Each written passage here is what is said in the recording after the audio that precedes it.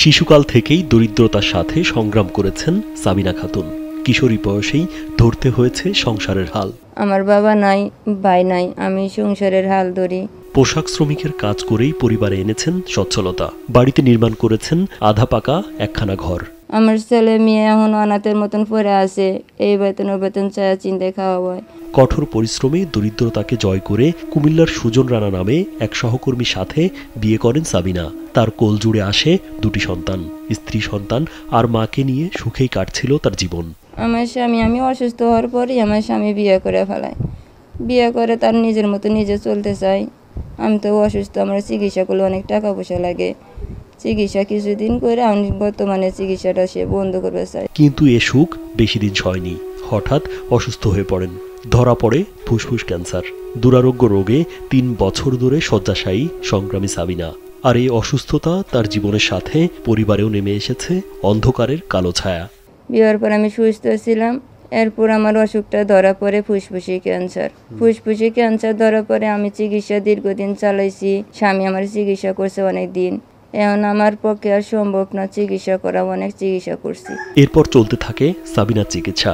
Chemotherapy সহ বিভিন্ন ওষুধের জন্য তার প্রতিনিয়ত খরচ হয় মোটা অঙ্কের টাকা। আর চিকিৎসা ব্যয় মেটাতে আবাদি জমি, ঘরের আসবাবপত্র বিক্রি করতে হয়েছে তাকে। আমার চিকিৎসা 3 মাস ধরে বন্ধ আছে। চিকিৎসা অনেকদিন করে ঋণ ধার করা হয়েছে। চায়া চিনতে আমার চিকিৎসাটা চালানো হয়েছে। জমি জমা সব কিছু বেছে মিশে সব শেষ করে ফেলালাম। শুরুর দিকে চিকিৎসার জন্য স্বামী টাকা পয়সা দিয়েছেন, কিন্তু কিছুদিন পর 2 সন্তান সহ অসুস্থ সাবিনাকে ফেলে রেখে তারই ছোট বোনকে বিয়ে করে ঢাকায় চলে যান সুজন। এখন টাকার অভাবে 3 মাস ধরে বন্ধ রয়েছে চিকিৎসা। মেয়ে ক্যান্সার হয়েছে, মেয়ে তো এরকম চিকিৎসা হয়ে হইতেছে না, টাকা পয়সা ব্যবহার জমি বেচলাম, ঘরের জিনিসপত্র বেচলাম, বেচে চিকিৎসা হইলাম। এখন কি চিকিৎসা করবো এখন।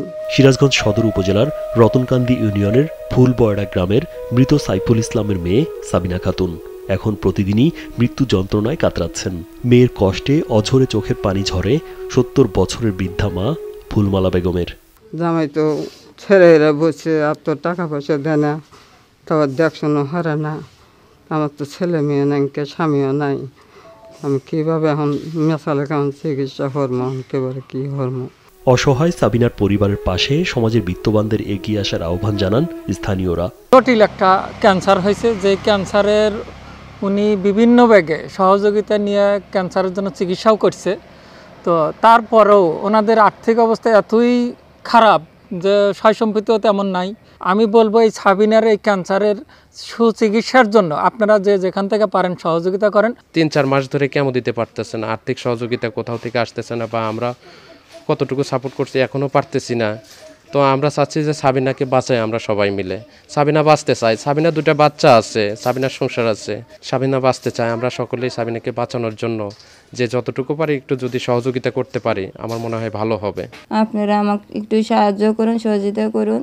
আর সরকারের কাছে আমি আবেদন করি যেন আমার একটু সাহায্য করে, আমি যেন একটু চিকিৎসাটা করবার পারি। রাজীব বিশ্বাস, কালবেলা।